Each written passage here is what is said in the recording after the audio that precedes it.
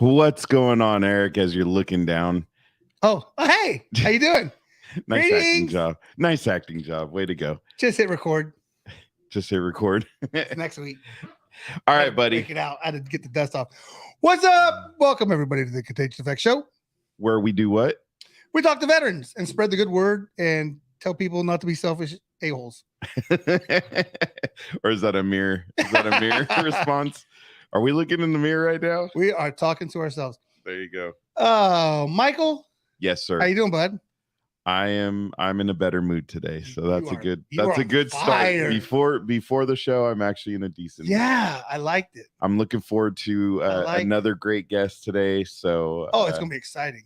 That did show up. So and there we go. Winning. There he is. Yo, Tonto. 4 episodes in a row. Now he's got a streak going again. I like it, Tonto. Hey, Mike. Did you know? The Contagion Effect Show can also be heard on Reach Across America Radio on Truckin' Tuesdays at 11 p.m. Eastern.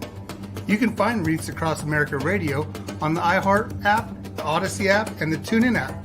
Search the word Wreath.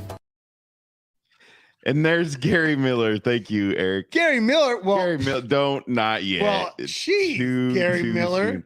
Who just texted me like 5 minutes before the show. I'm like, hey, Gary, we're getting ready to go live here soon, buddy. So I can call you back. Gary Miller Mobile Tax Service. We are spreading Gary Miller Mobile Tax Service wings all across America. And then there you go. Wow. Is that from work? No, are we gonna get the other half? No. Again? No. Probably not. No Frank tonight? No Frank. All right, Eric. How was your week, buddy? I like to be by myself when I'm at work. You like to be yourself when you're at work? Be by myself. Oh, I like to train and I don't like to train. It's nice to have a break. So actually the dude that was from Lanai, I remember. Oh yeah, he was with us. Yep. So he's on the bid with me my start time this week, and he's awesome. He went to more San Francisco stores in 2 days than I have in the last month. He went to like 9 of our stores. He's like, hey man, where's this one? I'm like, oh yeah, He's like, okay. Calling back. He's like, yeah, pretty spot on maps, huh? I go, well, yeah, I mean, we spend some time there a little bit. So he's getting the hang of it. PC, welcome to the show. Thank you. We are excited about our guest today. Yes. Hey, shout out to all the Teamster Yellow Freight drivers. Hey, careers@safeway.com if you need a job. Brutal situation. So you just know that other company happens to be hiring? Yeah, I've heard through the room. I've heard through the grapevine that we have like 20. That company has like 24 applications. But the problem is we're not Costco. So the sad part is those guys don't get their pensions back. I mean, that's where I'm disgusted. Like, but there's a but there. Okay. But if they'd like to come join Local 439, who is a proud sponsor of the Contagious Effect Show, I just haven't went and picked up the check yet. I haven't picked up the check yet. It's still up in Stockton. But we appreciate that. Nice. Come on over. Be a Teamster for 5 years and you get a little pension. So hey, it's not all is not lost. Gary, I will I don't get to eat dinner till after the show, and so we'll see. We'll fit you in. Well, it may have to be tomorrow. I'm off tomorrow too, and yeah. So we'll have to connect. Just tell her, have her text me and tell me a good time.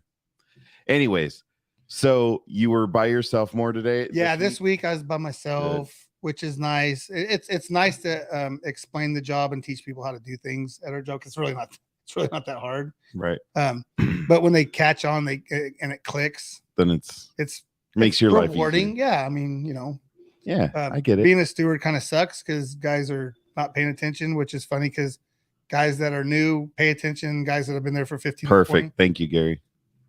So yeah. Anyways, business is happening while we're on the show. That's a beautiful thing. Yeah. So I do want to go on, and I don't know that I want to call it a high horse, but obviously, everybody's heard about my uncle, Lee, passing away last week. So helping my cousins prepare for his funeral. He will be, buried in Santa Nella. Yes. I am reaching out right now and asking for help because we have tried, Santa Nella. They're great and they give you like all the tools to try to make sure you can, have a good service for this veteran. And, with my dad, we had the military honors, we had the Marine Corps, there's 2 active duty that come fold the flag and do the honor ceremony, which was absolutely beautiful. But then you usually have some retired folks or like a VFW do like a gun salute. You can't do a 21 gun salute because that's not a qualification, but I am struggling to find an organization that's available next Thursday for my uncle's funeral services to do a gun salute. So I'm reaching out if anybody knows anybody. I've reached out to the Stockton VFW who actually goes there. Unfortunately, they have another event that day. So he was very nice and apologetic. And then I reached out to Turlock, but he said he can't let me know till tomorrow, and then half the others don't call you back. So, yeah. And I reached out to some other people and they're like, well, the Santanella does it. I'm like, no. So Santanella does, you can work with them to get the honors ceremony, but to do the gun salute, you have to get like a VFW crew or one of the volunteer crews. So, and the stupid question is, did you call anyone? Did you call Modesto VFW? Yeah. Well, I don't think the thing is I don't think all the VFWs do it. So I think there's only certain ones that actually do it. So I think that's the number. Isn't he in Stockton? Sure, we're getting private messages. Yeah, we're getting private. We should just bring him on, right? I mean, well, we'll wait. Oh no, that's not who I talked to earlier, but I thought that was the name. All right, thank you. Awesome. Thank you. We'll follow up with that when we bring you on. Salmon and I vanilla. Appreciate. What is salmon and vanilla? What was you're that salmon, about? I'm vanilla, or you're vanilla and I'm salmon. I'm just vanilla. Cool. No, you look a little salmony today. Pickup trailer. What? I'm trying to understand some of these comments. I think Gary's been drinking. I don't think so. Okay. Some bourbon. Honor guard. I'm sending you a number. Thank you, Gary. I'm surprised he doesn't make bourbon. I'm surprised he doesn't either. Miller bourbon. He probably knows how to do it too. With a mellow aftertaste. So anyways, that's my thing. I'm looking for a group that can do a gun salute next Thursday morning at Santanella. Would be wonderful. The first that I heard about this. Because last week, obviously, with work, work takes up the other 9 to 5 takes up so much time. And I thought we kind of had it taken care of, and then people didn't call us back. So it's kind of why I took these couple days out. Okay. So, and it sucks because it's kind of last minute, but we are doing what we can do. And we still haven't even heard back from the actual honor guards. So I got to follow up on that because I followed up with my cousin today. So that's that. Now we can get a little Gary Miller going. Gary Miller mobile tax. Do you dread having to do your taxes? Does the mere thought of it make your head spin?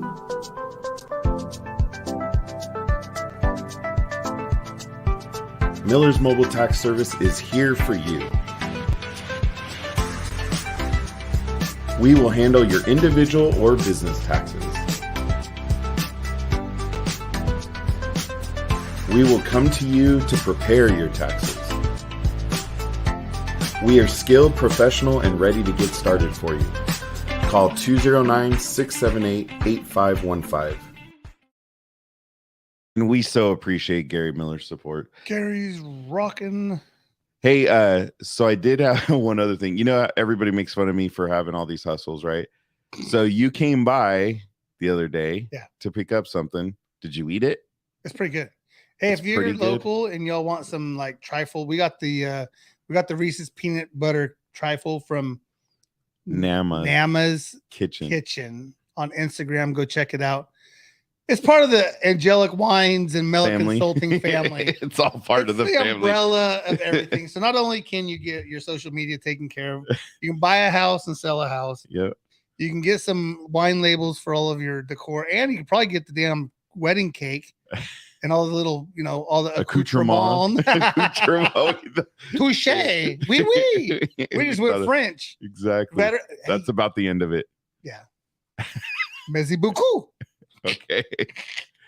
No, it was pretty awesome. And I saw the ones she was doing. So Jamie is paparazzi's actually doing some sourdough bread, and she's got taking it off. Yeah, it's awesome. She's already outgrown her little shelf. So are we, Crystal. We just got to shut up and get them on so we can get to them. I don't know how I want to bring. I just want to bring the picture up real quick. Yeah, but we got to do. We got to do Scotty. I know. And then don't take 10 minutes to introduce him. Wow. Drop it like that, eh? Yep. Let's get Scotty going so we can get this show on the road. Oh, you almost. Yeah, the times and places they may change, but one thing stays the same.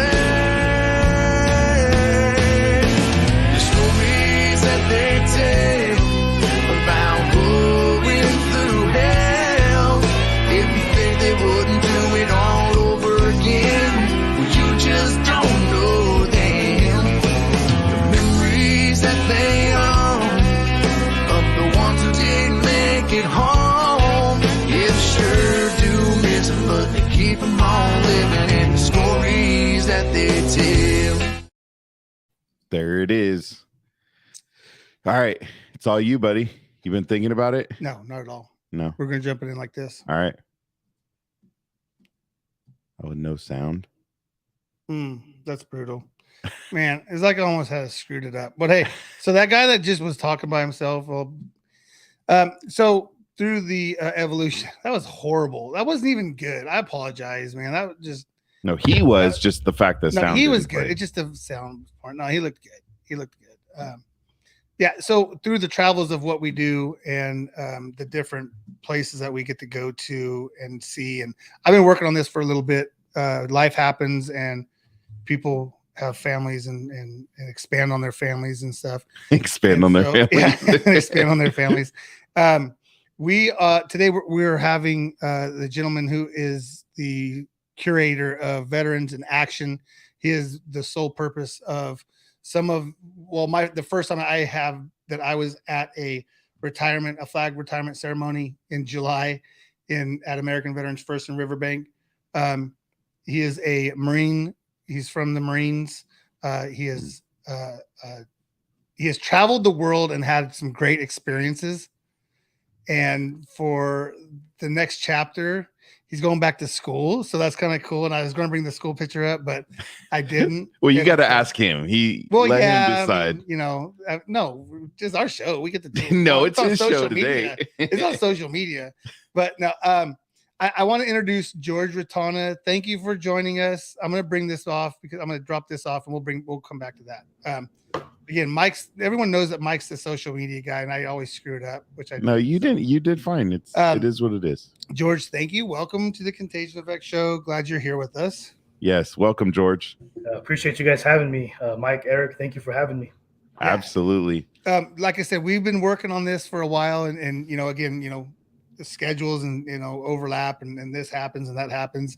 But yeah, it's we had one of your good friends on a few episodes ago and he just couldn't. He praised you so much and I'm like, dude, I know. I got to do my part to get George. You got to get this guy. Yeah. So finally we made it, getting back on the West Coast side because we've been stuck all over East Coast and Nebraska, and you're going back. Yeah, Nebraska, and then next week we're going to be up in Wisconsin. And next week's Nebraska. Steiner.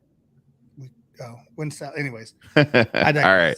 So usually I bring this now for George.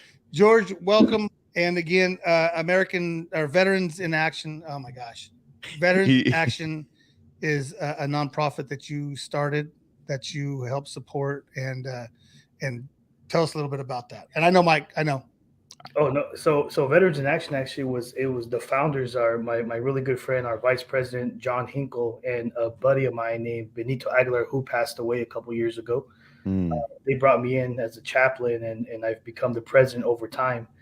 But it was started with the idea of building camaraderie in the Marine Corps. So when they brought me in as a chaplain, we obviously we need the Lord and everything.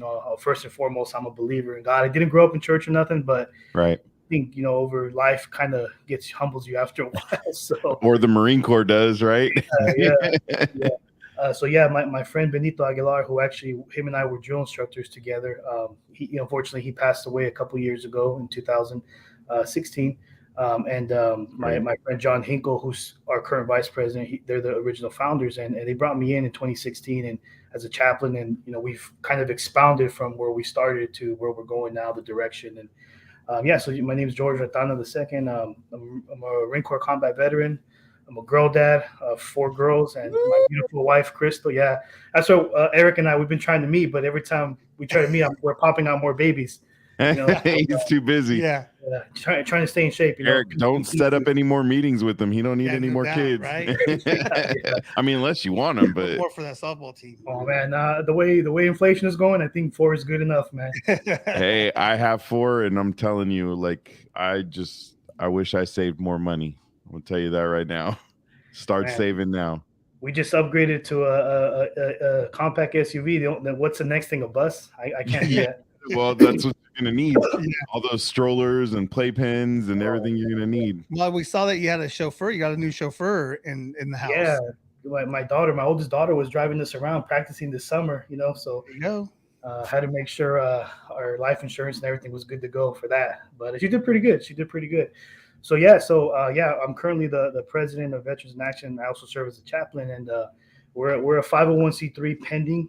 We are a nonprofit, and we focus on the areas of family, faith, mental health, suicide prevention, community. So we like to basically get involved in our community. And my buddy John, I don't know if he's hearing this or not, but we appreciate him and Benito starting this and where it's evolving to now as the current president.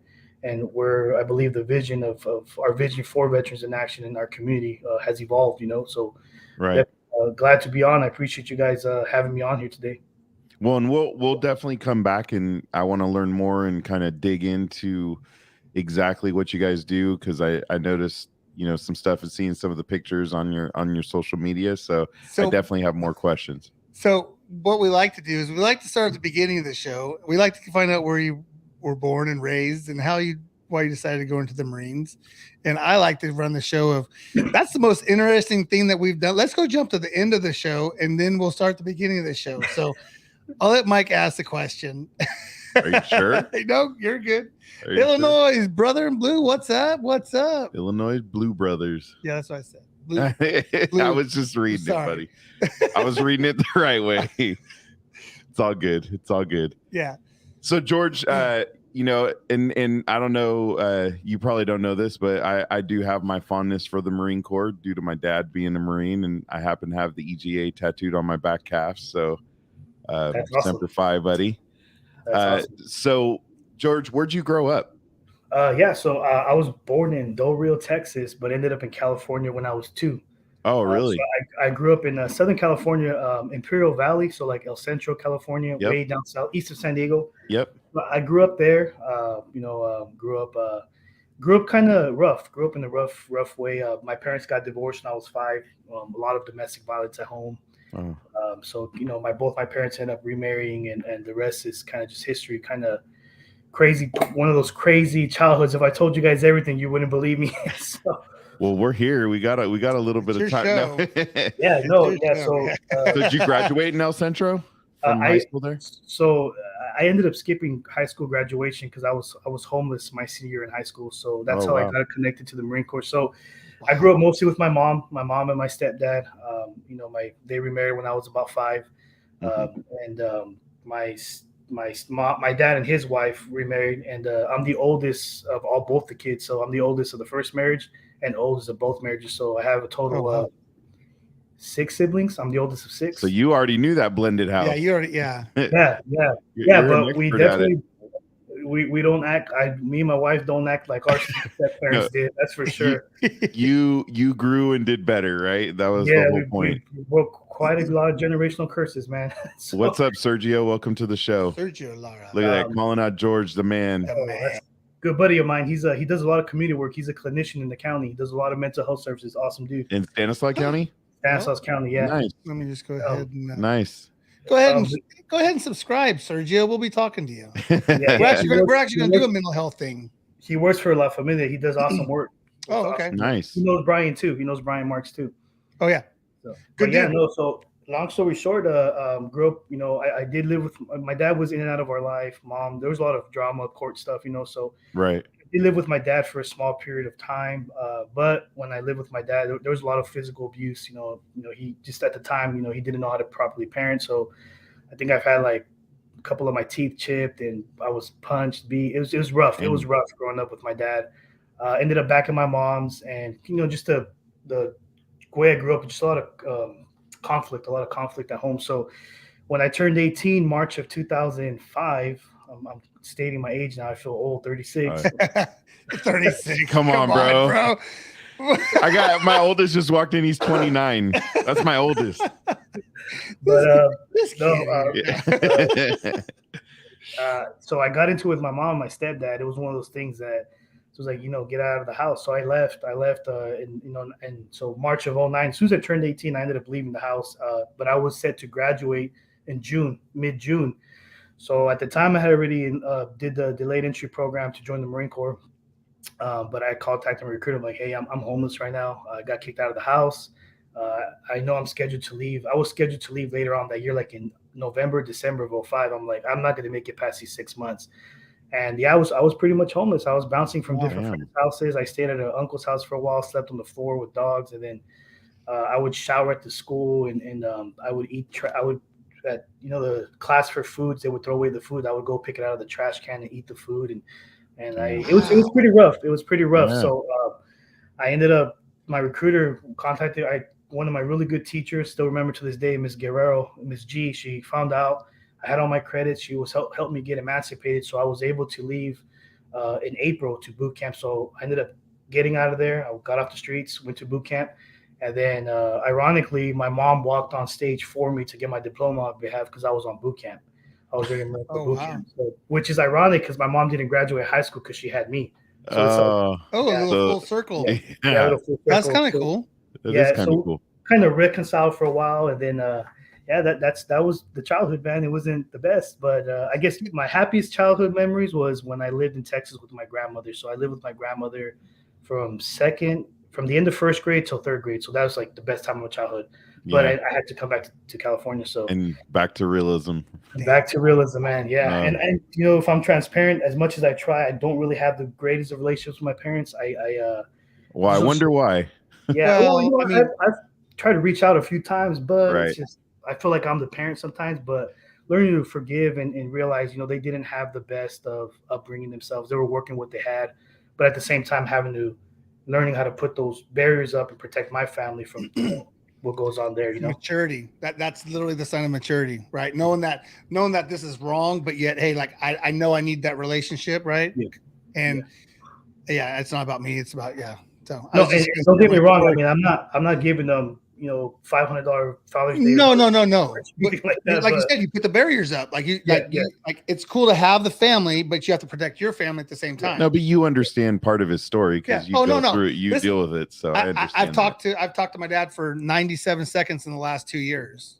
Wow. And he lives right here in Modesto, right? So, I mean, I'm not bashing my dad. It's just we don't have that relationship. It's the same for me. I kind of just became a man, and then now that I'm older with my own kids, it's like I can't. There's that. Try to be obedient to the word of God and honor your mother and father, but also there's barriers here. They also have to do their part too, and not be as you say. I mean, it's where you have to act like the parent, and there it should be a 2-lane highway. Like it shouldn't be one directional. So. I get it. No, I had a buddy of mine recently tell me, he's like, the only validation you need is God, your wife, and your girls. Everyone else, you're good. I was like, you're good. He used a little bit different verbiage than I did. Yeah. But, I got you. I got you. So he's a trucker. I got him. But this is my second marriage. So I was previously married for 2 years. But once I joined the Marine Corps, I deployed twice to Iraq. I did just under 7 years in the Marine Corps. Active duty, 2 combat tours to Iraq. We did different operations like Dan, defeat Al Qaeda in the north, DAS, defeat Al Qaeda in the south. So we're like an Iraqi-Syrian border, Syria and Iraqi-Syrian border, both different borders, and Saudi Arabia border. So we did different things. So I did just under 7 years. With that, with my first deployment, I have the picture actually on my Instagram. That's where I hit my first big IED. I was a M1A1 tank crewman, and we hit what EOD says it was about a 4 or 5 155 rounds stacked with like 500 pounds of bulk explosives. Oh, Yeah, right where that hatch is open, that's where I was pulled out. I was stuck in there. I was in and out of consciousness because the tank blew. When the tank hit, within instance, it was on fire. Like it breached 72 tons of armor. And long story short, man, me and my gunner, who's a first sergeant right now, still in the Marine Corps, he's getting ready to retire. Cecil Compton, shout out to him. We were both pulled out by our tank commander, in and out of consciousness. We had a traumatic brain injury, amongst other things, and we all survived that day, man. Thank God, we all survived that day. Nobody died. Right over that berm. Wow. Right over that berm, you see, is the city of Haklania. So we were, just right over here. Yeah, it was a pressure plate, and nobody died that day. Thank the Lord. Wow. So it's a cool story now. It's a cool story now. Well, to look back on, guys, and I blew up. It's pretty cool. Eric, can you go back to the first picture like that? I mean, that tells the story. Yeah, okay, sorry. No. I'm just, you look at that and go, how does? Well, I wish we had a side by side of one that's not blown up pieces. Oh, towards the last picture, it shows what it looks like unblown up. So the last picture, that was literally a day or two before our mission. Oh my God. And 40% of the armor is up front, so you can tell it got hit pretty big, and we didn't die that day, thank God. So I ended up going back to Iraq the next year. It was that's when back in 2008 when everything happened, the government shutting down. We were in like 60 days of continuous combat operations. We didn't shower in 134 degree. That deployment sucked.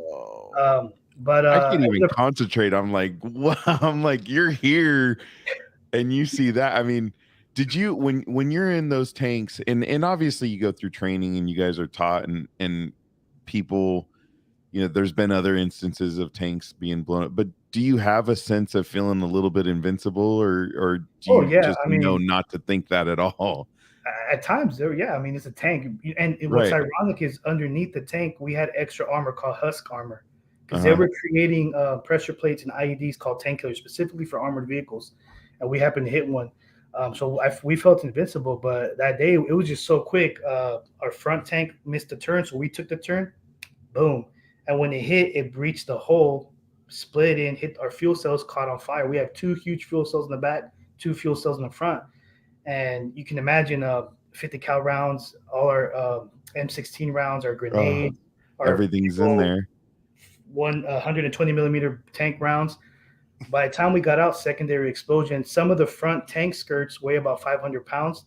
They were found like a football field away.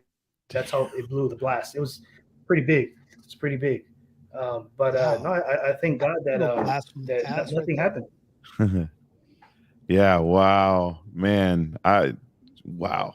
I'm just I want to bring it back up. I want to bring it up again, but I'm like, there's just too much. We lost him. There he goes.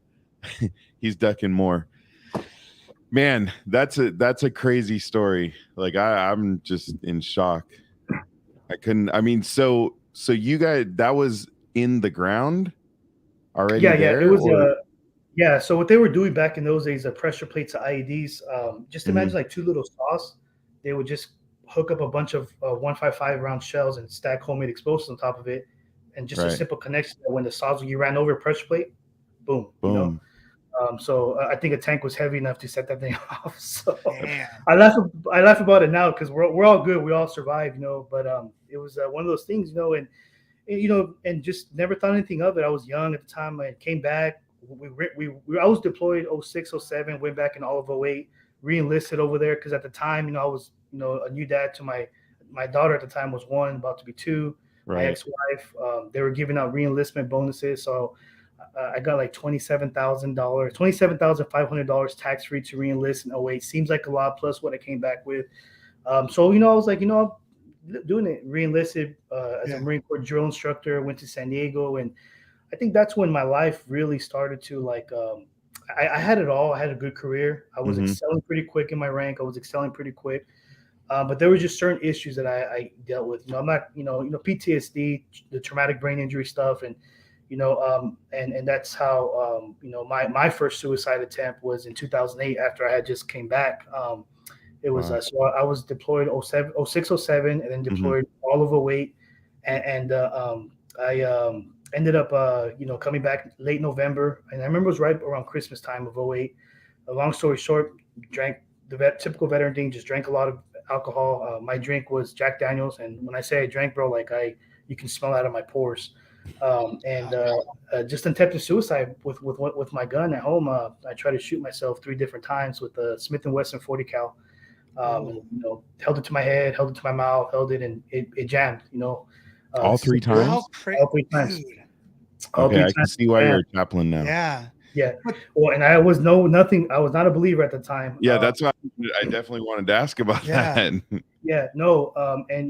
Iraq, for me, I think we come back with shame. I did see, because we were a QRF force, so we did see a lot of infantry get hit, a lot of Humvees. There was a time where you just you're the tank, you're watching a lot of this stuff, a lot of these Humvees getting hit. You're going out there, and I don't know how many times we had to tow, because I was in Haditha my first time. We had to tow vehicles that were hit, vehicles that were blown up, and I mean, these Marines they're done for. They're pink mist. They're dead.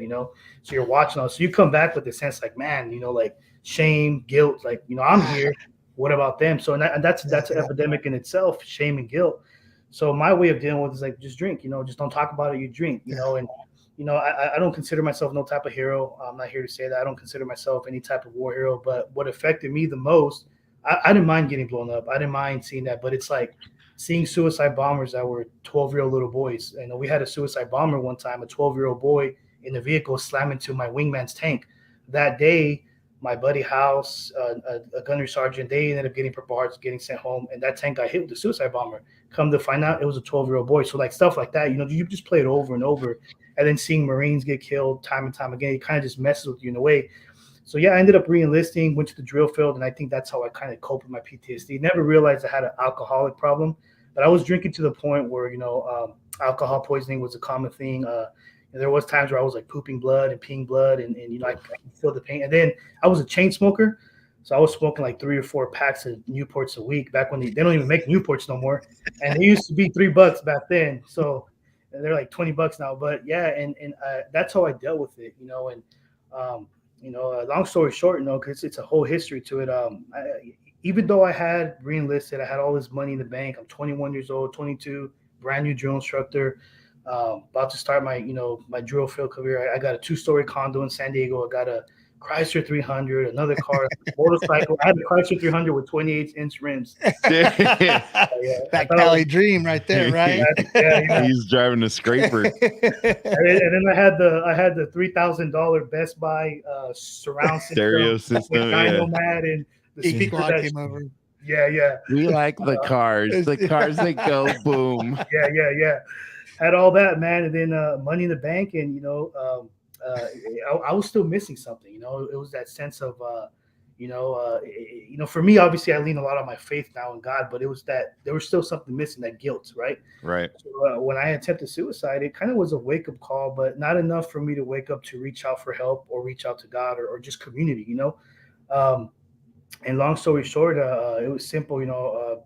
Got invited to a small little church. I went, and I just remember I got on my knees in San Diego. Yeah, small little house church too. And I said, God, if you're real, like, I'm an alcoholic. I have mental health issues. I smoke. I have a daughter.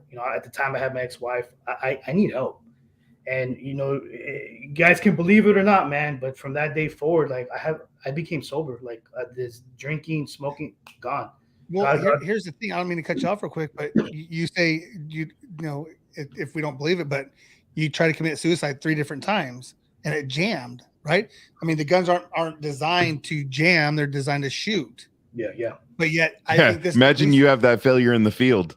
Yeah. When you need it. That's what I'm saying. But I think this is about the 7th or 8th interview that we've had where someone has said, "Hey, listen, I tried to take my life, but it jammed." Yep. Right. And now they're here doing good things, and obviously, we're gonna get back into your story because I got goosebumps and all the good stuff because you go to this small church in San Diego and you're like, you're calling out God, right? Well, God's already called you out. That's true. He's already called you out, and you're like, hey, yeah. So if you're real, show me something. Hey, dude, like, I already did. Remember the gun? Yeah, remember that, or the alcohol poison that you had, but you survived. Like, come see the light, dude. Yeah, no, yeah, you're right. That's a good way to put it. Really.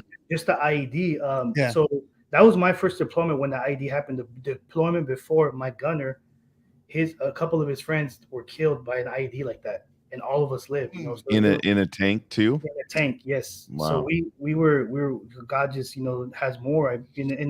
And when I re-enlisted, I gave my heart to the Lord. I really strive to just change, and I realized, okay, mental health, it's a reality. Not everything's the devil. There are mental health issues. So I ended up getting mental health, and it's been a progress. It's been a process since then. And unfortunately, my at the time, my ex and I were going to different paths. And I'm very open about because a lot of people don't understand. My wife and I were both divorcees who have remarried. So there's a lot of blended families today. That's a whole different demographic in itself. That it's high. So ended up splitting after many years because she was on one path, I was the other. Like I wasn't drinking no more, or smoking or partying, and kind of just we veered off. It wasn't for me, so it kind of caused a division. Because my ex's family would come over, they would drink in my house, party, and I'm like, dude, I'm a recovering addict. I can't have that here. So it kind of rest is history. And then it happened around 2017, and I was single for many years, just me and my daughter. And the story gets better. 2020 during the pandemic. I meet my current wife, my only wife. We're till death do us part. You better back there. We'll scratch that out. It's a live show, but we'll delete that part. Okay. She likes to say that I slid into her DMs, but I think it was the other way around.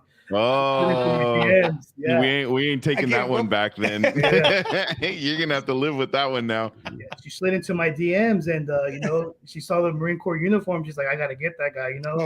He's got benefits. That one there? Yeah, she saw that, bro. She's like, oh, let me put a ring on it. What a handsome guy! Look at that. But yeah, Mike swears that's the best uniform in the military. Oh yeah, I'm not biased or anything, but it is the best uniform. It is. No, it's funny. I was looking at the Seaman one. The Navy one. Sorry, the Navy one. You were right. I mean, it's just the white with the little cool little bow tie, and we're gonna get so much. Yeah, but if you get the Marine Corps, and he has his cover and he has the sword, dude, it's dope. Like the old '90s commercials. The old 90s and early 2000s Marine Corps recruiting commercials. That's what got me, bro. Those were the dopest. You remember the sword where he fought the dragon and stuff? Yeah, that's exactly the one. And it's just fire, like the sword came out of the fire and all that, and he fought the dragon. And and long story short, man. And even when I went through my divorce, even as a believer, so after I gave my heart to the Lord, there was a season where I went through a depression. I used to live in Riverbank, lost my house in Riverbank, ended up homeless again. I'm renting a room out. I'm renting a room out for my friend, and that's how I got connected to college. The rest is history. Got connected to Veterans in Action, and then met my beautiful wife. And we married in 2021, January 9th, 2021. And we have two beautiful older daughters. So my oldest is 16. Mm-hmm. My stepdaughter Ruby, my daughter, I don't like to say step. My daughter Ruby, she's going to be 11 in November. Amariah is about to be 2 in December, and Adeline, she's about to be 4 months in a couple of weeks. So God really gave me a beautiful family, and one thing I've learned is just second chances, man. Like I've had more than 1, 2, 3, 4 chances, and I don't want to blow it, So I attribute a lot, obviously, to God, faith, family, community, and just definitely having my wife, I have a very strong woman. She's awesome. I'm not just saying that because she's watching. Okay, I mean it. So we get it. No, it's genuine. You could tell it's genuine. She's definitely helped me out a lot, and we do a lot of community work together. And being that we're a blended family, being that we've been divorced, we see the need, man.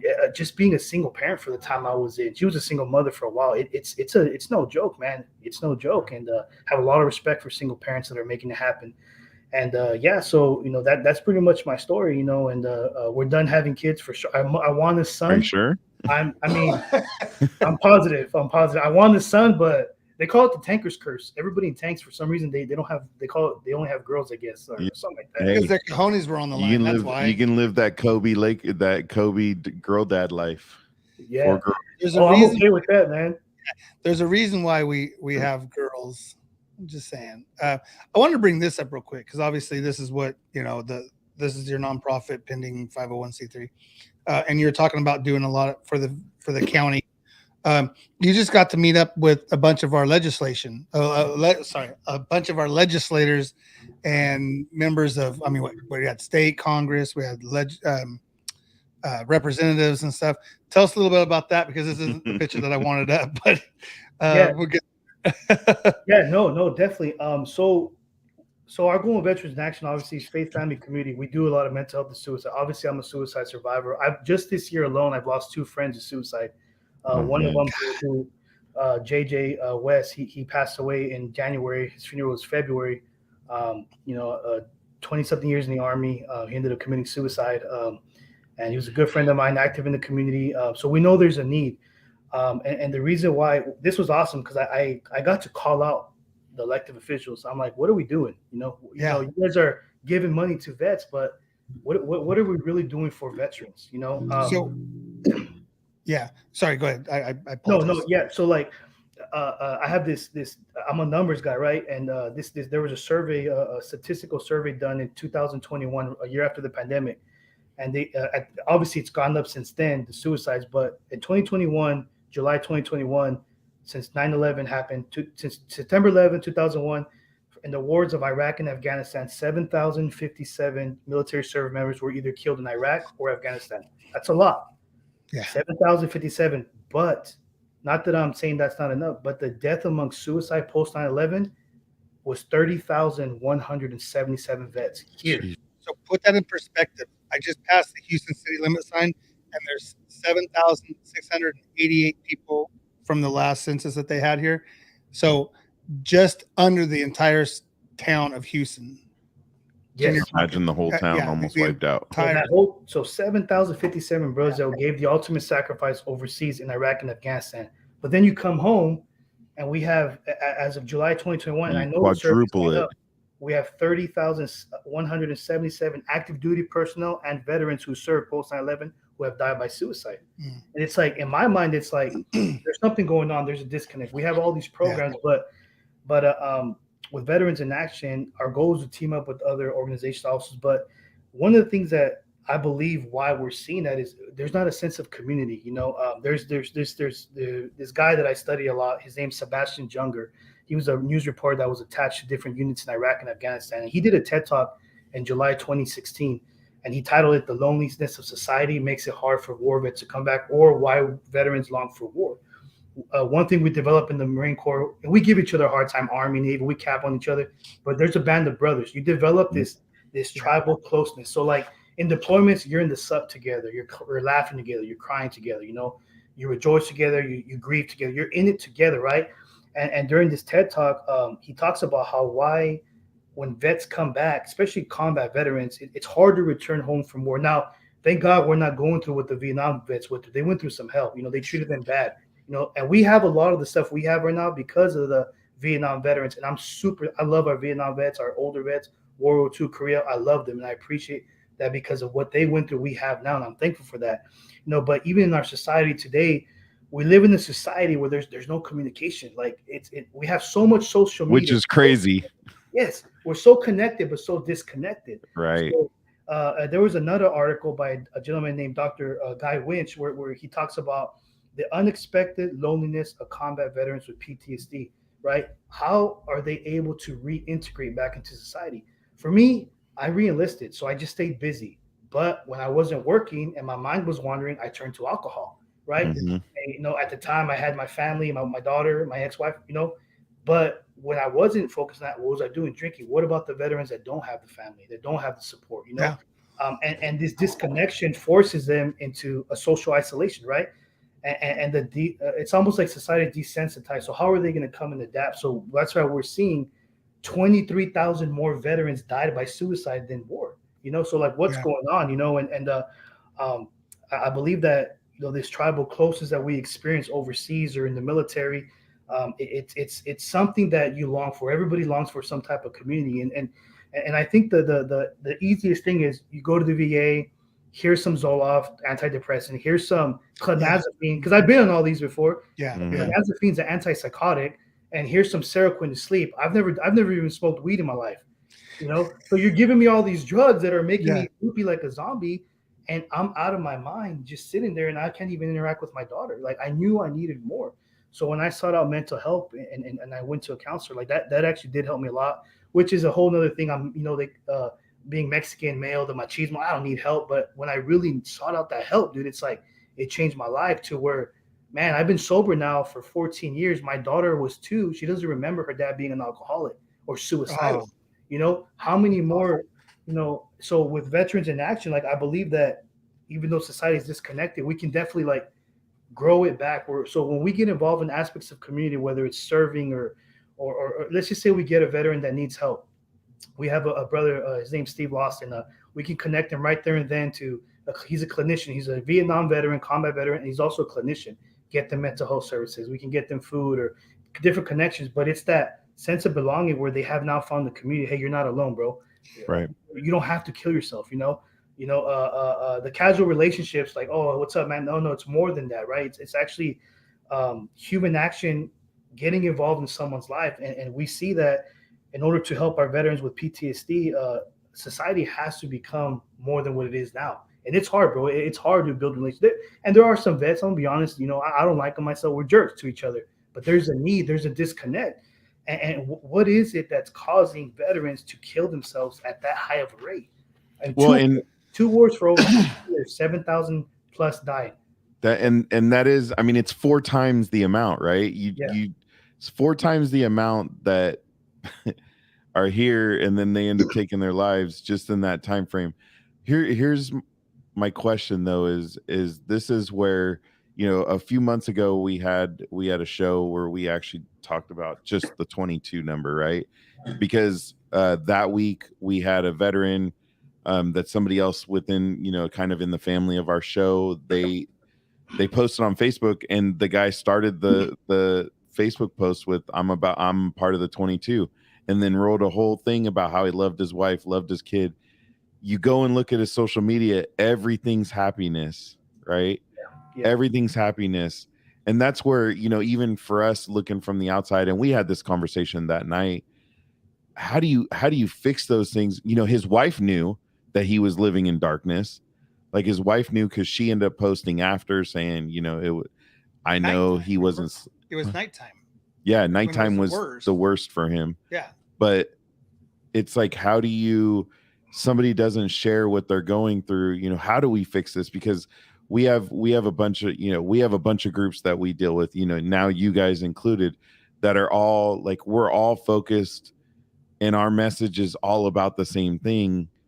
But then how do we, and I know, come on, there's no silver bullet here, right? There's no silver bullet, but like, how do we get better and do the things? Because, what you talk about is we don't have the communication. Sorry. Hey, Rachel.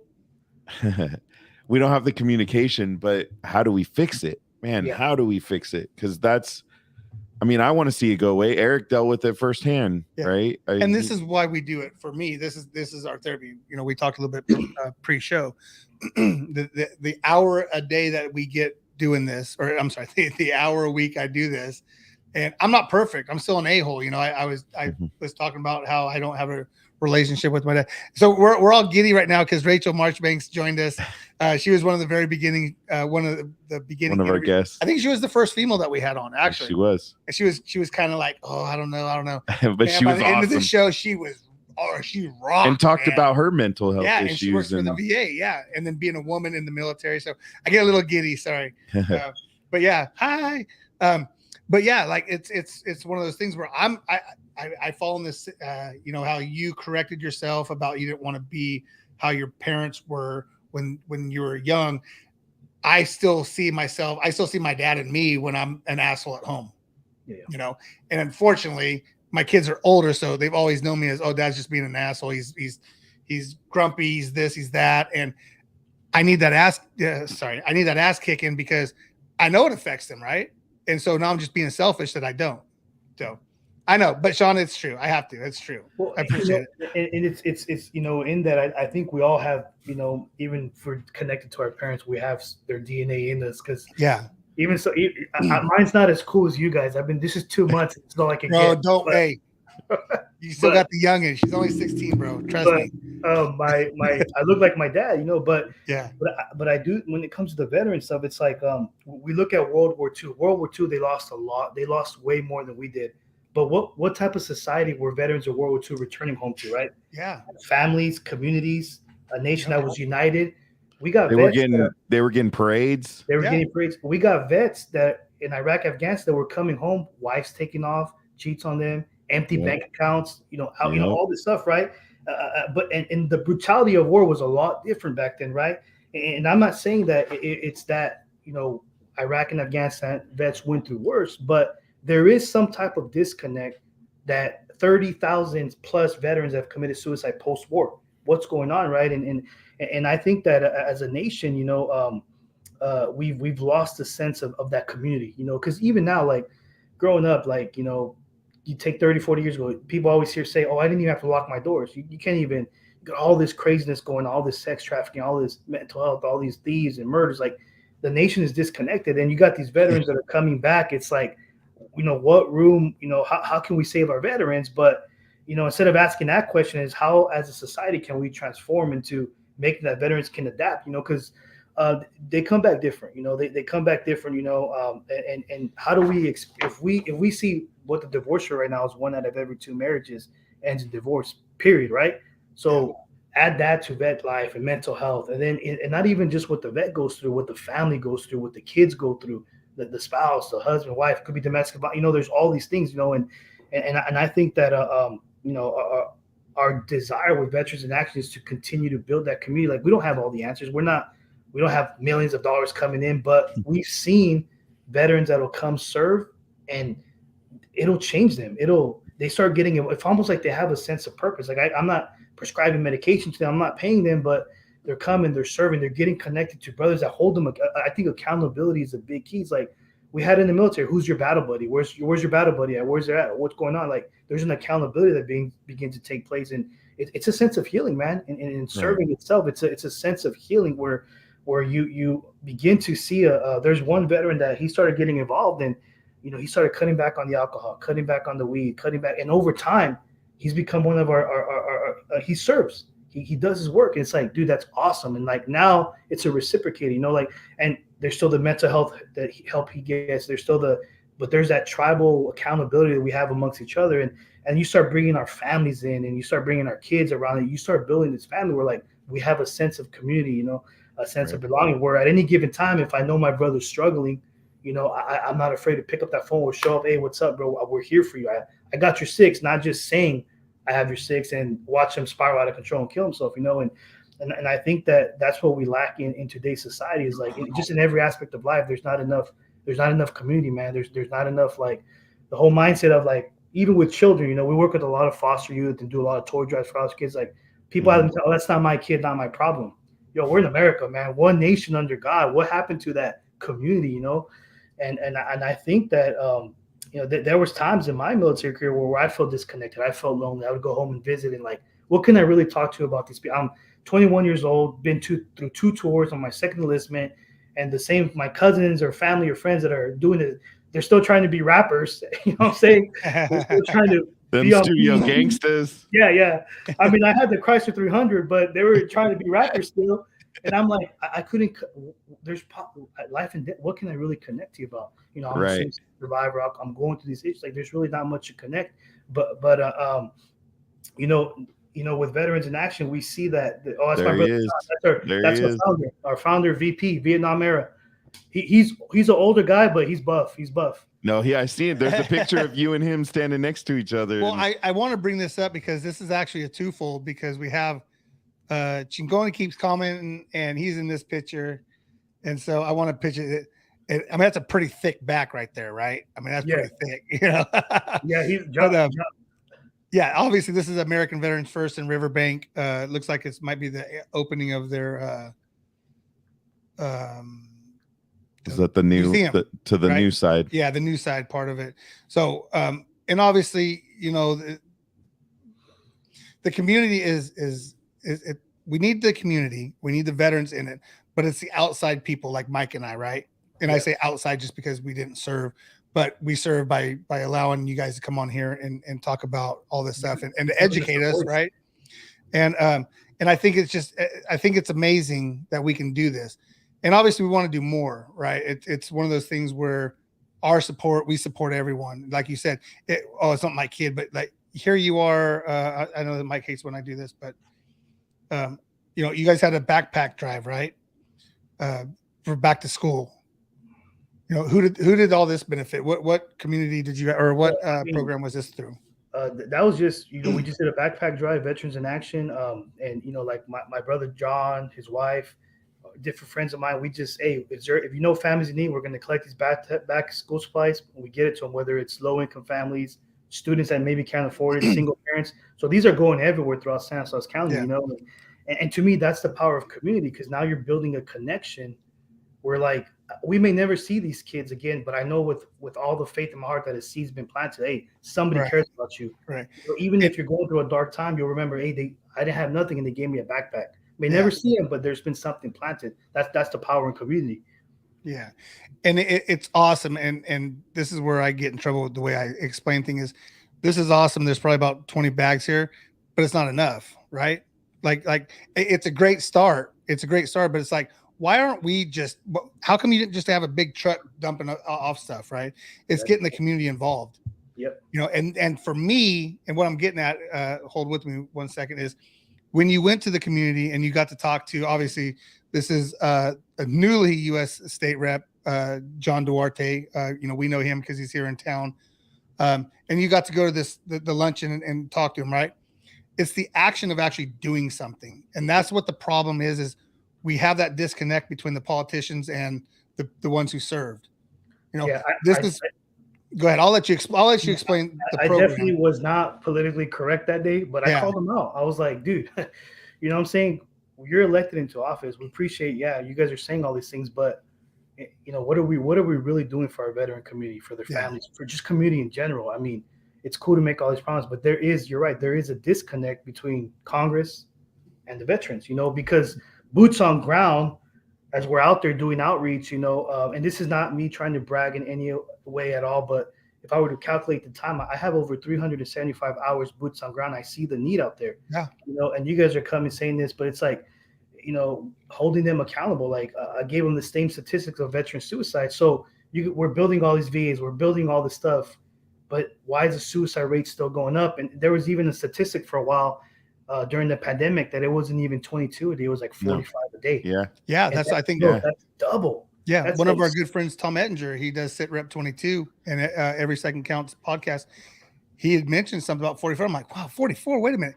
The numbers that we're getting are from, end of 2020, into 2021. Sorry. Well, and think about how many of these guys, I mean, we've had a few just in this area that commit suicide by cop, right? And and do those get counted?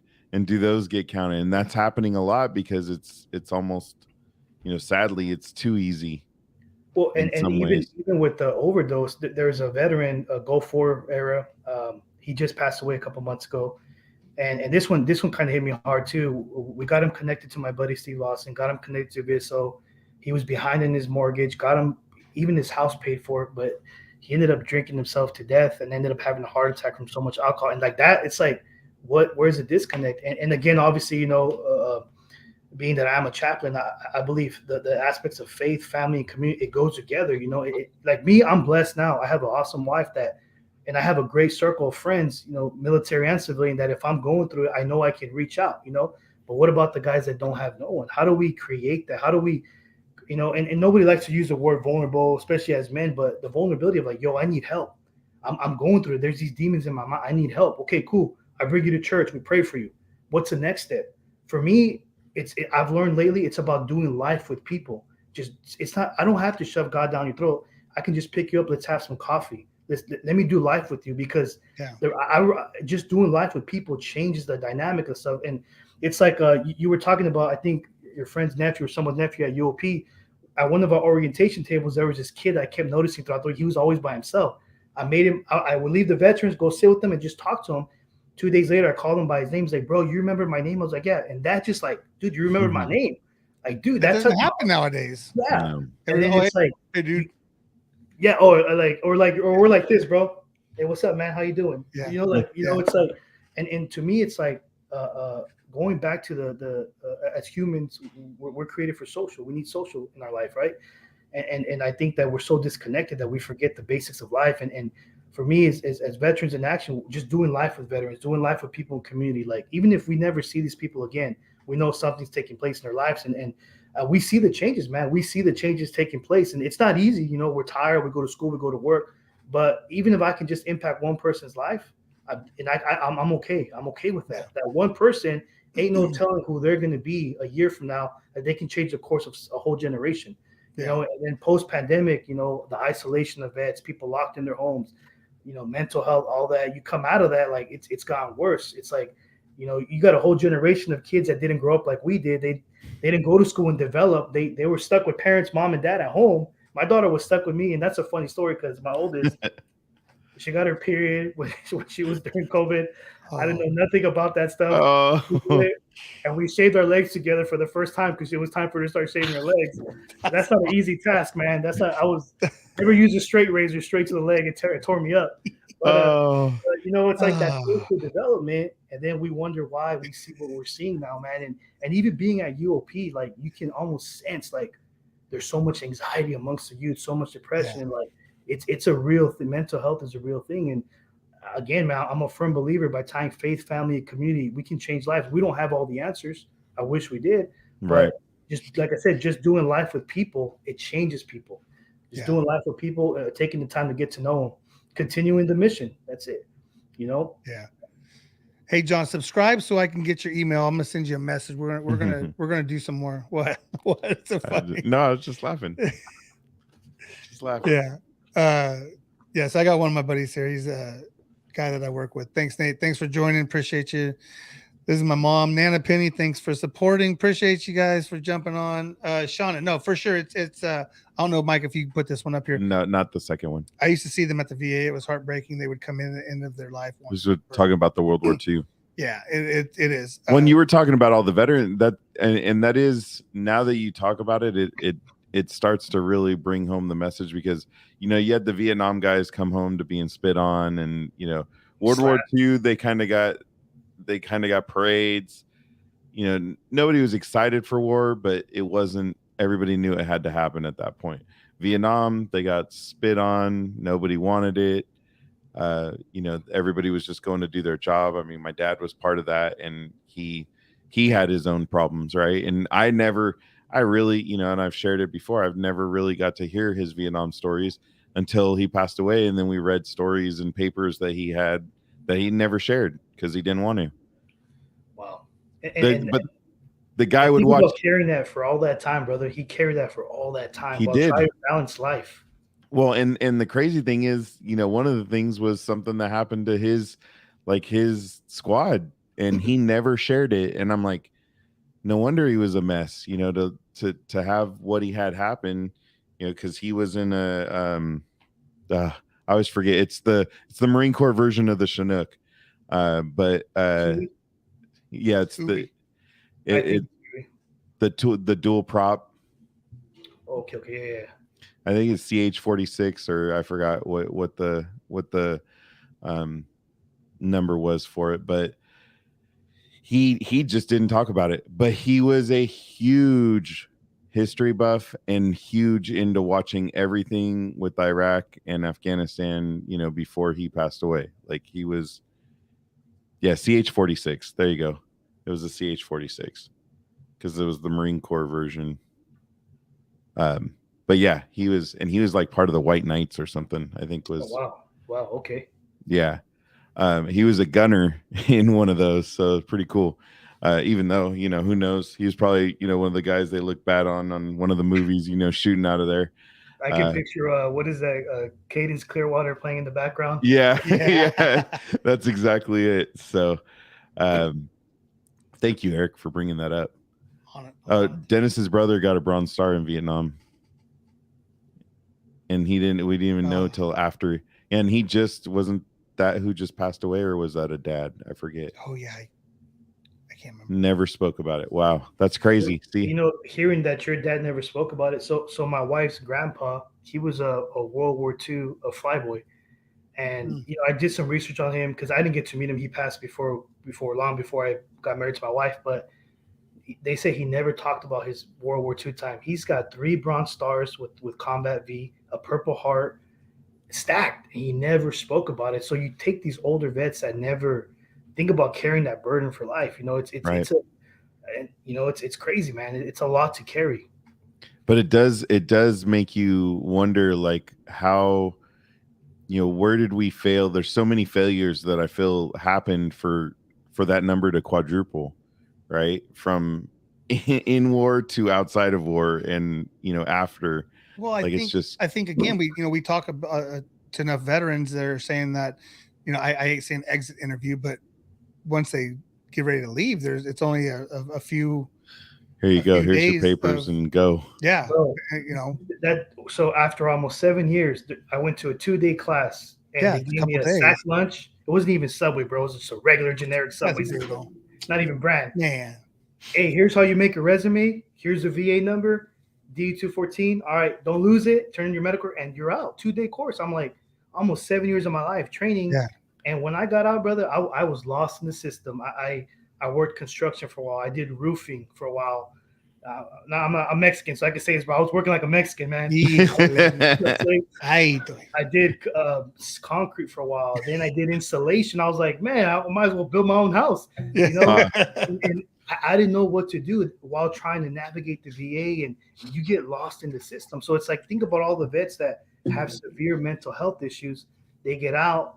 How do you unwind from that? How do you transition? And then you come into society that's, the reality is it's high tech. It's like, we don't know nothing about computers unless you're a comm guy.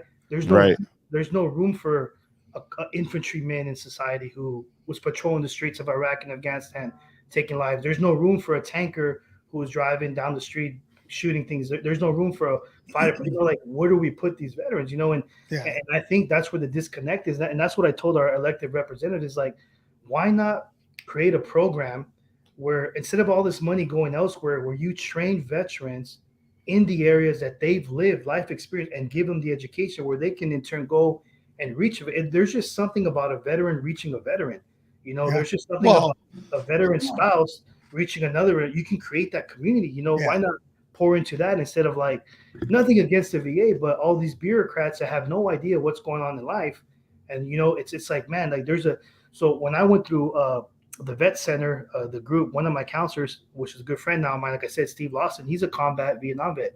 Hearing him guide me, because he's been through it, it impacted me more than some VA doctor that I used to see, that she'd be like, what's your suds? What do you smell? Do you see blood? Do you see? I'm like, dude, what are you talking about? Wow. It's like, this is and then they're making me look at this light. I'm like, I'm about to get a seizure here. They're making me look at this light. But connecting to another veteran that's like, hey, I've been there. How can, just the connection, and that's one thing I told the congressman, like, why don't we train veterans that are already doing community, pour into them, train them to go reach other veterans? Because when we're out there on the streets, brothers, whether it's working with homeless, whether it's working with vets at maybe 5150, my personal belief, that's where the faith comes. Right. I think as long as people have breath, bro, and they're alive, they still have hope. I don't think anyone's ever too far gone. I don't believe that.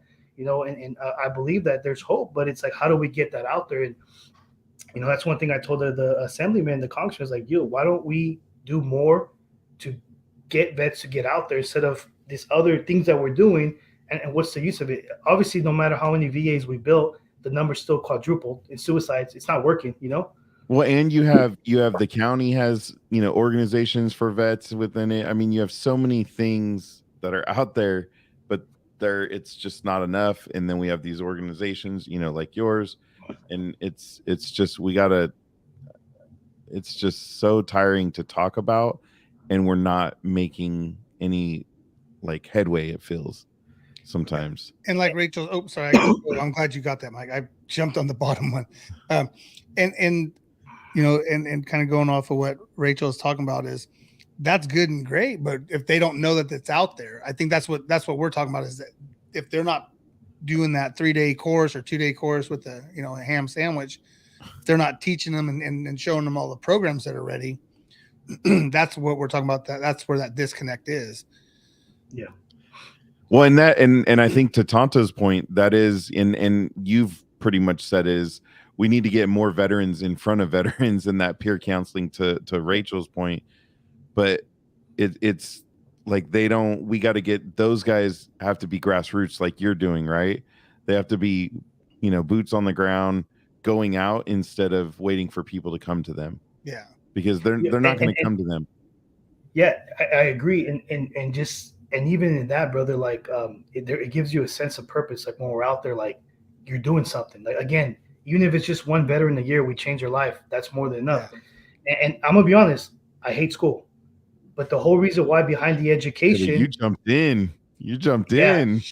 So the whole purpose about education is just so that we can use that to benefit our community, to benefit the veterans. Like so right now I'm going to school for sociology with a minor in pre-law and a minor in political science. You think I really want to learn about that stuff? No way.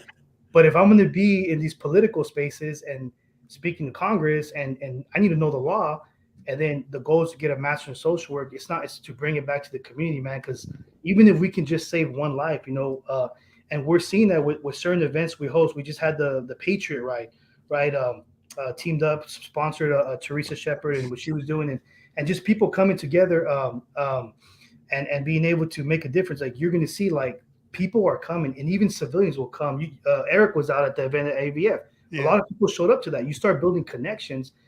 A veteran may be jobless at the time, meets someone, comes at the events, through that event, they get a job. It'll change the trajectory of their life, right. Or someone just taking the time, and I believe that the more we get out there in the areas, again, of faith, family, and community, we're gonna see a change, because there's a lot of like-minded patriots that are tired of the system right now. Mm-hmm. And they're rising up, and they're let's go back to community. Let's go back to one nation under God, one people, we the people, and I don't want to get in a whole tangent there on that, but I love it, man. I love your passion. I love it. So you went back to school, right? So yes. I gotta show it, man. I gotta show it. Go ahead, bro. First day of school pictures. Oh, yeah, that is awesome. And I love it. And be happy about that, right? I mean, be proudful. Like, dude, like you look at you've told our story, and you've told us how you've gotten to where you're at. Dude, this is a proud dude, and he's not doing it easy. He's driving from Turlock to Stockton. Like for those that don't know, I'm gonna be honest. I never thought I would ever be. My buddy John, he's an alumni from there, from UOP. Yeah, John's an alumni. I never thought a crayon eating, war fighting Marine would be at a school like that. No, that's awesome, dude. But even there, brother, I just in the last week, I've met 3 different veterans that we were able to get them some backpacks. Because they're transitioning, they just got out of the military. GI Bill hasn't hit, they're going through it. And look, the connection of community, and now it's like we have a connection there, right? Everything happens for a reason, brother. I'm sorry. Sorry, I didn't mean to. Yeah, gosh. You're good, bro. You're good. Dude. I was like, oh. It's already on the internet. It's already on the internet. So real quick, the Patriot, People's Patriot Pride here. I screw that up every time I say it. Gosh damn it. People's Patriot Pride Project. Gosh dang it. So I was on the show. On Sunday. I'm going to send them your information because you're right up their alley, right? It's a group that is doing amazing things. And they are just, I had so much fun on their show, and we're going to work more with Mark and Andrea and John, and they're just good, solid people, right? And a couple of them are teachers. Yeah, veterans like and Mark, teachers. Yeah, I mean, he went from the military to teaching, and now it's they have a radio. Well, he had another step. Thank you. The People's Patriot. He was a. I mean, if he needs, we still have a lot. Today I just picked up a donation of more school supplies. If he's a teacher, if they need school supplies, backpacks, books, pencils, we got a whole bunch that we can give them. You got to send it to Minnesota. Minnesota, eh? We'll put it in a box and ship it out that way, man. Yeah, there you go. There you go. So again, thanks for joining on that. That's and I appreciate you being so candid and explaining and taking us through the process. I'm gonna tell you right now. Sorry, Eric. It's all good. George, amazing for a guest. I don't know that we even asked like 4 questions. No, and that's a great thing. No, it's like great. that's what I appreciate, because like, and you know how to tell a story, and it was We've had just, a few that you're like, you can understand. It's like me talking. and we don't, it's not trying to talk bad about, guests in any way, but it's when you hear a great story or somebody that is so passionate about what they're doing, it just makes our job easy. Yeah. Like we're just sitting here. I'm just like, man, speak it, George, speak it. And that's what you've done. And hence why you get so many great comments on here from your friends and family. Yeah. So I mean, obviously people love you for what you are, because you're literally, yeah. Mike's show on Sunday. That's awesome. No, and like I said, there's going to be some people reaching out to you, right? And just hopefully you have time to be on theirs, and it's just a little community that we've grown, we've created, and it's just grown, and we just want to get that story out there, because we need more, and having you local, that's where we want to kind of step up our local community and help out more. So please tag us and send us things, and because you were talking about the ride that you guys were having, that community thing last weekend, right? Yes, sir. The feature ride. All the proceeds went to first responders, veterans, and their families. So that was pretty cool. We teamed up, sponsored Teresa Shepard, a couple other people sponsored, and there was a dental van out there, medical van, vision van, providing screenings for everybody in the community. And it's crazy because some of the college students that volunteer at our events, they can't afford insurance, so they were able to come get free screens. It's full circle, and there are relationships there, man. So it brought joy to my heart. Like, dude, you're getting a free. That's cool, dude. Take advantage, man. Get some glasses too. So yeah, it was a great event, man. John led the ride. There was about 47 guys on bikes that rode in. And it was Gomez was part of it too, and it was cool because they all came in, and it all went to the community. And again, brothers, like, if one thing COVID taught me, at the end of the day, bro, we have to look out for each other. Like, I don't depend on the government. It's we the people, we the community. And I'm not running for office or anything, but like, the reality is it's like like you guys having this, for me, it's a privilege to be alive, and I'd be selfish not to share my story. Like, God gave me a second, third, fourth, fifth chance, and you guys provide the opportunity to give us a voice. To me, that touches my heart, because how many other veterans can I connect you that have a story, or just people in community that are working, that you can give them the voice that they will not normally have. So I appreciate you guys doing this more than and just bring awareness to, like, hey, there's a need, man. There's a need. How can we continue the mission, Yeah. So the funny joke there is, I kind of took over the show, Mike. I don't know if you got to watch any of it. I literally I took over the show. I started asking questions, and it was pretty awesome, But yeah, getting back to that, it's one of those things that the passion is there, right? And we need it. We just need more of it. And if you're a veteran or know a veteran that needs somebody to talk to, have them watch this. Yeah, have them watch this show, because I think nothing can impact somebody than hearing somebody else who's kind of dealt with the same things or went through the same things and came out the other side positively, right? Look at the just combination of different steps and chapters that you've had. It's awesome, dude. And the book's not done. No, and I'll say first, guys, like, again, it wasn't just like, I'm thankful for the people that helped me, because I'm not here because, one, God first, and just the people throughout my life, and again, if I can say anything about tonight, whether it's a veteran, just anybody listening, like, you're never too far gone, dude. As long as you have breath, there's hope, whether it's mental health, whether it's a sickness, whether it's financial, man. Because I remember when I lost everything, like, I had to start. I'm 30 years old, 31 years old, have nothing. I'm like, and I have a kid. I'm like, whoa. But it's like, life, different seasons of life, man. But like, for me, it's like with Veterans in Action is that we see people for people, man. Like, they're not cash cows. They're not just another number. Like, we can impact lives, dude. Let's get it done. And right. One less suicide. It's one less overdose. It's one less family being broken apart. It's one less child abuse. Like, let's do this. And I believe there's a lot of people even connected to you guys that have that mindset. And I'm not about competition. I'm a community over competition. It doesn't matter what veteran group you are. Like, let's work together. I'm not about that, man. Yeah. I knew that message was coming because of our pre-show. I knew it was coming. I felt that. Dude, he's a chaplain. Yeah. He's gonna say I the know. things you Listen, need to hear. I know. Like I know. That's Oh, dude, I didn't even thought that. I didn't Yeah. no, don't say you're But bad that's the because best. it's That's what true. it's I- kind of what he needed to hear. You know, Yeah, like last I said, week I was like, I'm pissed that there's another show going on right now, right? I'm pissed. I was pissed that there's a show before our show going on, and I love the guys on those shows, right? I love them. They jump into our messages. That and I don't need. Look, they're spreading the word, right? And that's what I should be thankful for. And that's what I'm going to take from today's show is be thankful for it. I'm going to go home. There was a reason we had him. Well, yeah, no, I mean, yeah. I mean, other than we had an open date, but no. I'm just kidding. Just kidding. No, I'm so like I knew this was going to be epic. I knew it was going to be great, and we didn't even have to get Rob Young in here and help us go over the top because Rob wants to be on again. I know he does. He's awesome, dude. That's a good brother of mine. Oh, yeah. I love that guy. He wanted to come in studio. He only lives a couple blocks from. He lives around the corner. The problem is our studio is not really like we're you big get to boys, see the good so, part. Like, I'm hitting walls, but you can't really see it. So. No, but even within the veteran community, man, we see a lot of that competition. It's like let's work together. We did it in the Marine Corps, Army, Navy, Air Force. Those were the best operations when the branches came together for a big operation. So like, why not work together to tackle the real life issues of suicide, mental health? Right. You know, and that's what we need.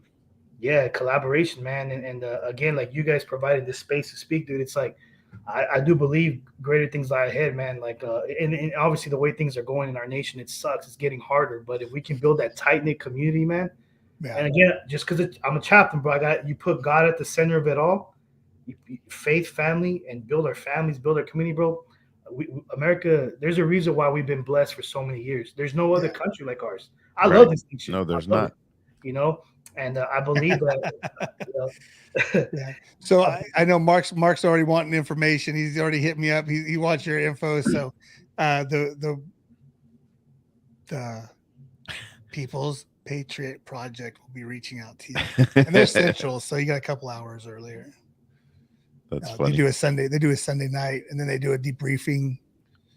Yeah, I haven't heard that word in a while. Debriefing. That's debriefing. Cool. Yeah, it was really cool. It was cool. It was cool.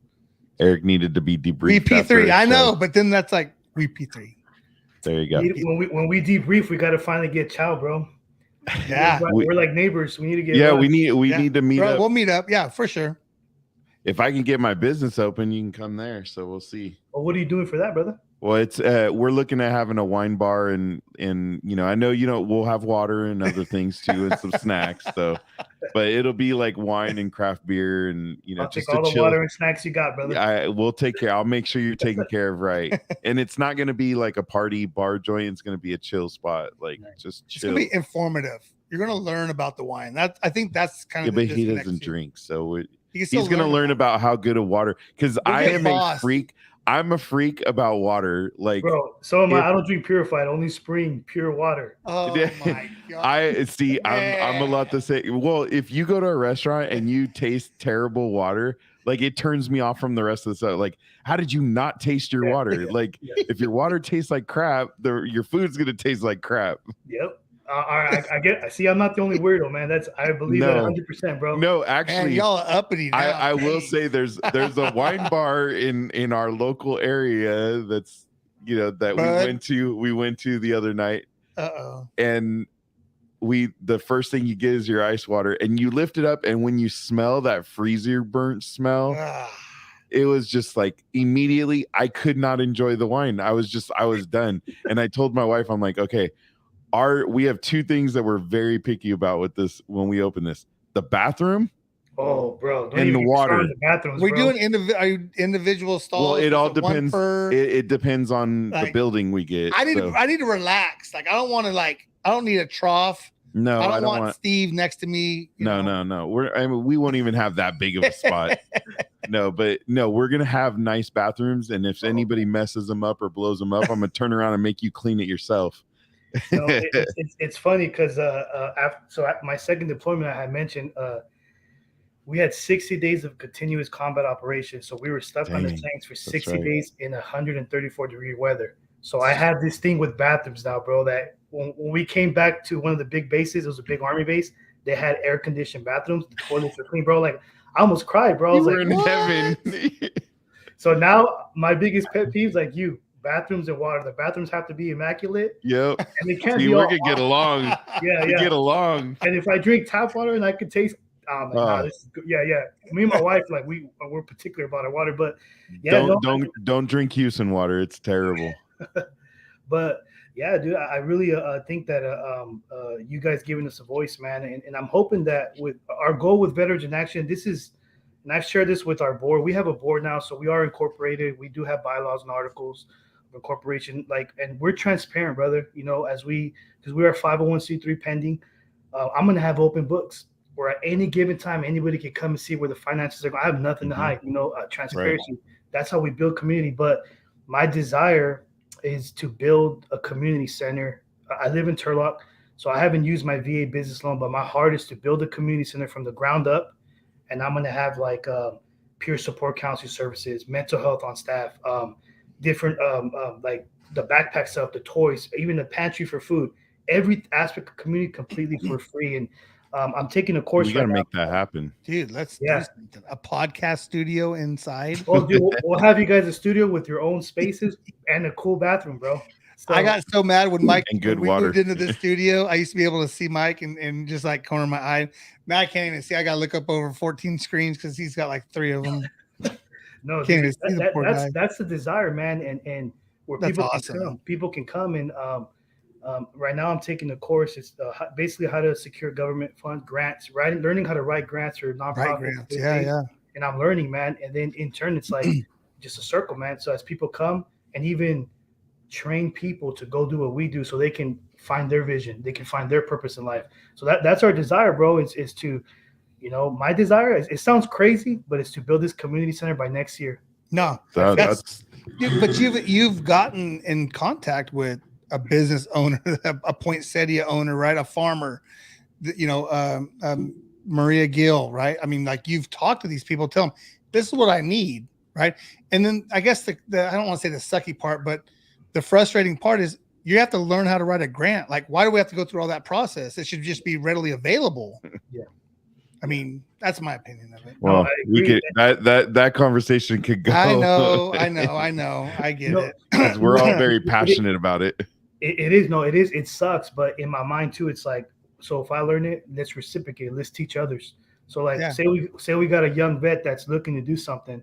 How can we support you? And that's even the mission of Veterans in Action. When we support other organizations, how can we get alongside you to make the mission happen? You know, with Teresa Shepard, when she did the Patriot Ride, we did a lot of work with her, and the turnout was awesome. We're not here to take glory. I don't need my face in the newspaper. I don't need any of that. But yeah. There you go, right there. That's like a full day right there. Yeah, so WP3 Radio, they do all veterans radio station also. And like I said, you're going to get in touch. I'm going to send Mark all your information. And then Andrew's going to call you and says, there you go. And you could turn it into the George show. Yeah, just take it over. Like Eric did. I just was like, yeah. So they had Tucker. Tucker was a musician that I had on, and he played the harmonica. I mean, listen, if you can play the harmonica and actually sound good, he sounded awesome. He rocked. And I was just like, yeah, so hey, how'd you learn how to do that? I literally just took the whole show over. It was great.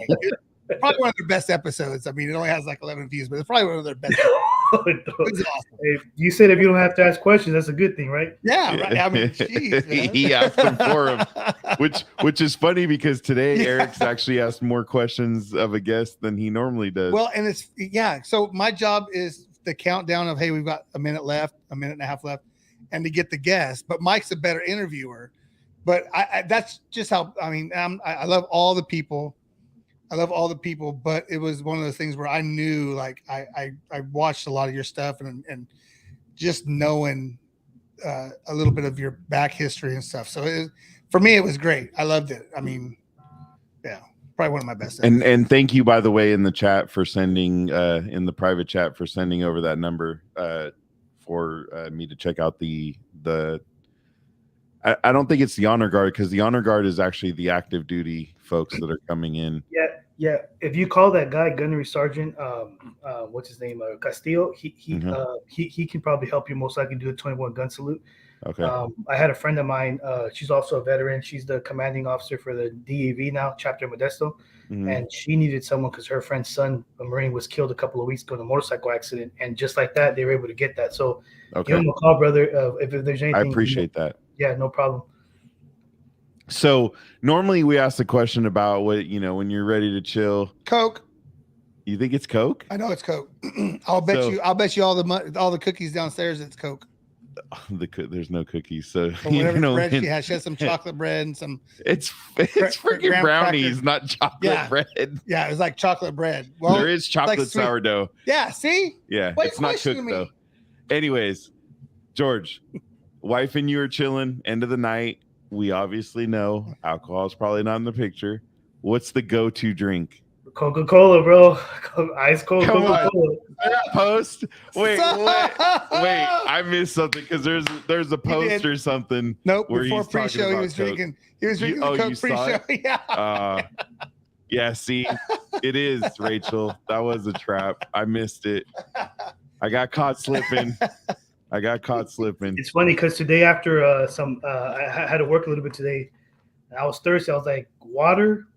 And I had some ice cold spring water. I was like, I stopped by the gas station and I paid $3 for this Coca-Cola, bro. Coca-Cola, man. It just hits the spot. Do you like regular Coke or the Mexican Cokes? Oh, what? Because he's Mexican? Wow. He already said it. I believe it's called original. He opened the door. It's called original recipe there. The Mexican, I'm gonna go with that one because it's more. It's like water, right? It's a glass bottle. It's the uppity part, right? But it's hard to get access to. But I'll settle for the plastic bottle. Well, we got La Perla here, right? Oh, yeah. Wow. So that's why I see it. That's why I see it. My own people be ripping this off, charging us like $5 for one bottle. So I gotta go with the plastic stuff. There's liquid death. Yeah. Liquid death. I used to drink a lot of energy. I mean, especially when I was a drill instructor, I was drinking about like 7-8 energy drinks a day. So I completely cut back on those. No, but that's the thing with liquid death. It's water. It's water. It's actually water. It's water. I'm like, dude, it's water in a can. I thought it was an energy drink too. But it's actually water, and it's supposed to be pretty good. But it's water. I don't know, man. A name like liquid death, bro. No, dude, the cans are sick. Like the cans are pretty sick, but it is actually supposed to be water. Yeah, no, Coca-Cola is that's my weakness, bro. I can drink a whole 2-liter. Last night, my wife made some tacos, homemade, by the way. And she bought me some Coca-Cola. Carne or some chicken. I think she made the carne. Yeah. Okay. Hey, this will be right up your guys' alley. It's natural artesian water. Yeah. So the cans are pretty. Look at Murder Your Thirst. Yeah. But it's actually water. It is water. It's crazy. Nice. I don't know why it went right to Amazon. And it's probably more than $3 a can. Garbage, yeah. He says one of the troop H2O. I like that. Convicted totally. Oh, there's true flavor. They have flat water as well. Jeez. Yeah. All right, George, man, so awesome. Appreciate you. And you know what really made me happy is we haven't really had a deep dive mental health conversation for a while, and talking about that and talking about somebody going through it as much as you're very transparent and sharing your story. So we do truly appreciate that. Sure. It's funny because when we started this, we tried to be like outgoing and say, hey, here's the questions we're going to kind of ask. And then we just stopped because we found most veterans just kind of told their story. And we just, we even asked up front, is there anything off limits? And we have been so lucky to have everybody just share, like they share their entire story. And we appreciate you doing that tonight. You talked about vulnerability. It's not easy to share some of your misgivings and some of your slip ups, right? Yeah. But what's important is that anybody out there, veteran, not veteran, if you're listening and you hear what George went through and it starts to go, oh man, that's some of what I've been through.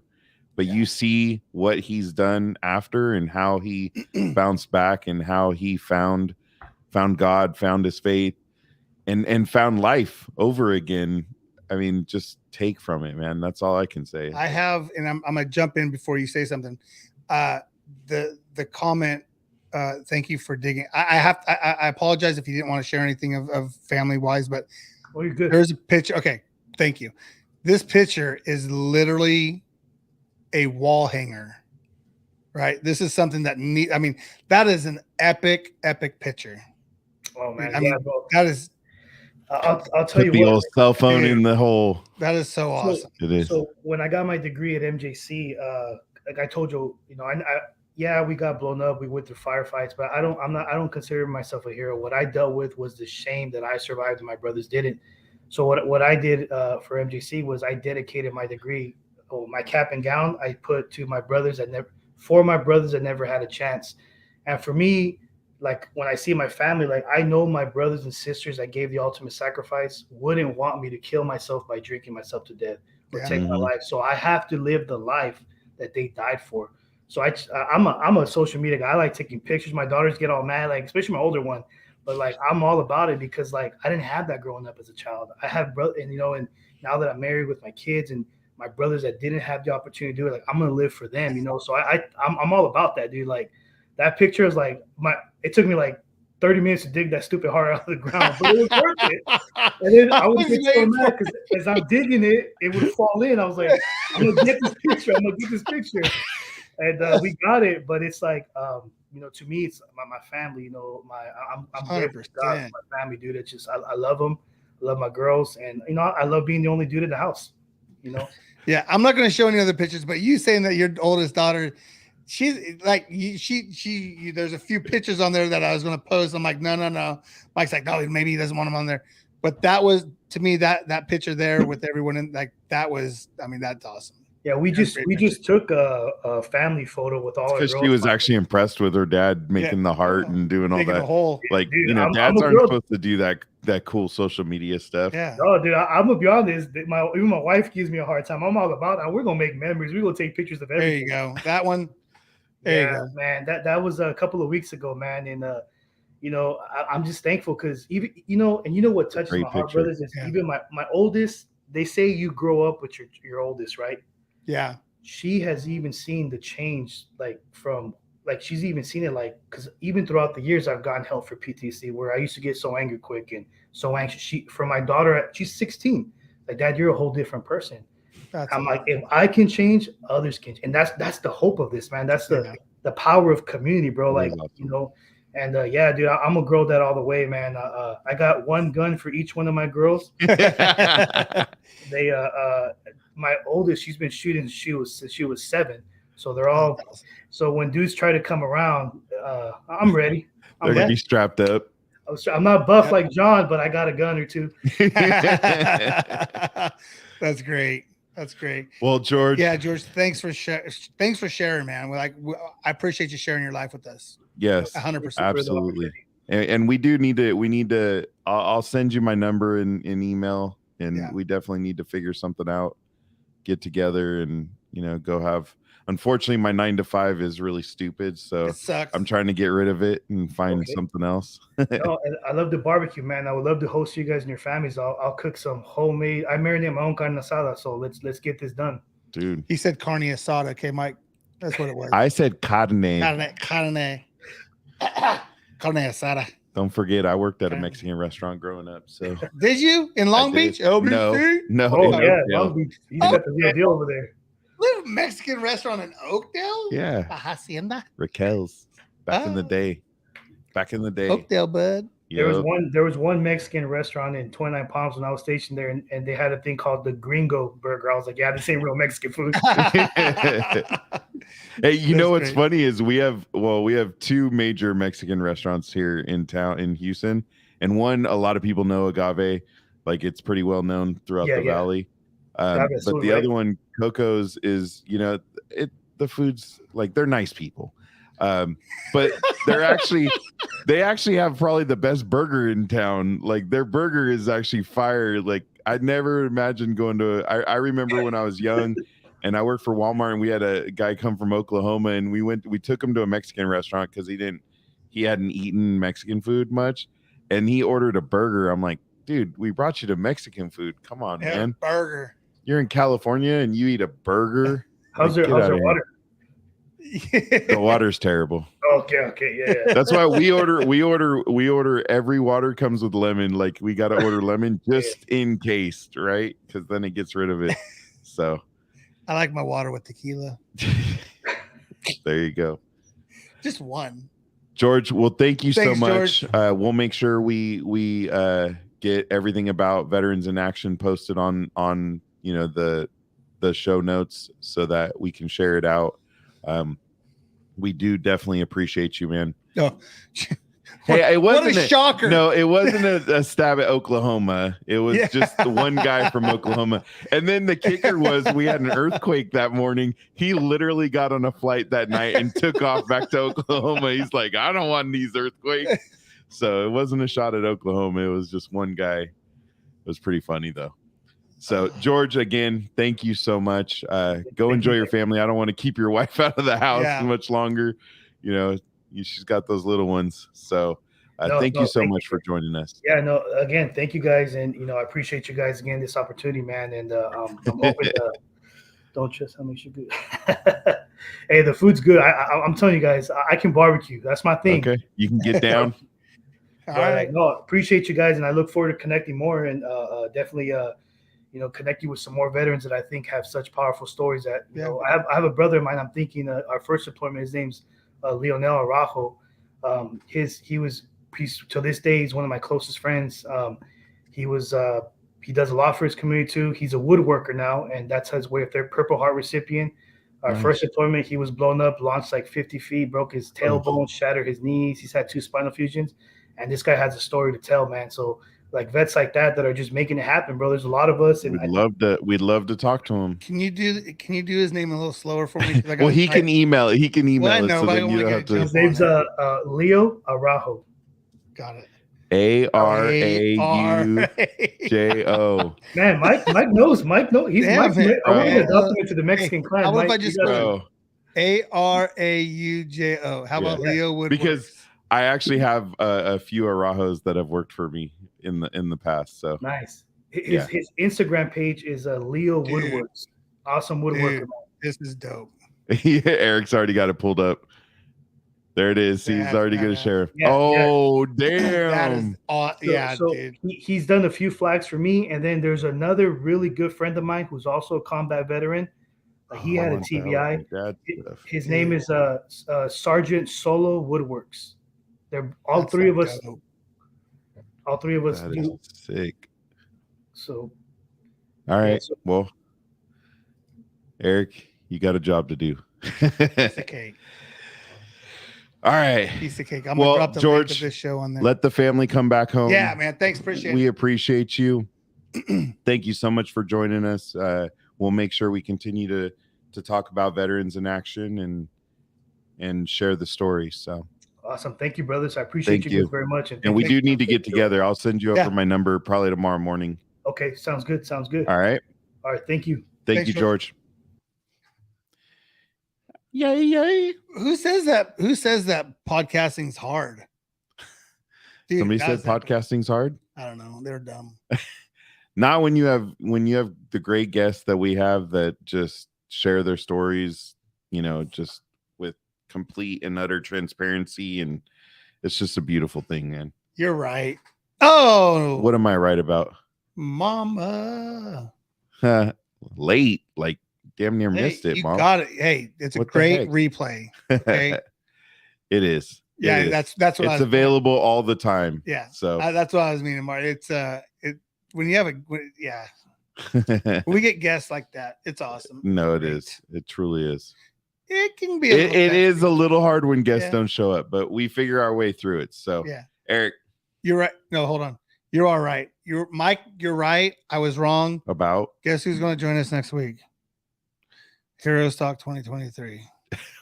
Something like that.